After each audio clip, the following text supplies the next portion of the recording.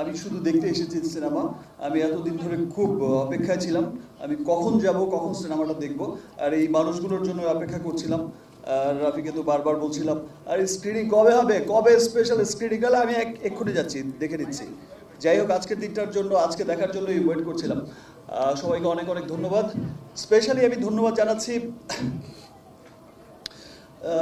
আমার দেশের মানুষকে, যারা হচ্ছে তাদের ঈদ পরবর্তী সময়ে এই কর্মব্যস্ততার মধ্যেও এই যে এত এত শোজ, তারপরও টিকিট পাওয়া যাচ্ছে না। আমার ফ্যামিলি বলে ভাই টিকিট নেই, ও বলে টিকিট নেই, ভাই টিকিট নেই।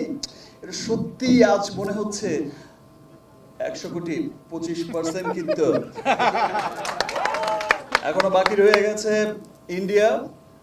হিন্দি ডাব হয়েছে তো, যাই হোক, গানটা চালিয়ে দেবো হিন্দি না ভাই ঠিক আছে, ওটা ইন্ডিয়ার জন্যই রেখে দিলাম।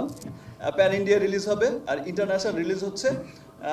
This is the first time আমি হচ্ছে আমার রেমুনারেশন হচ্ছে 100 কোটিতে 25 কোটি, আর 200 কোটি হলে 50 কোটি।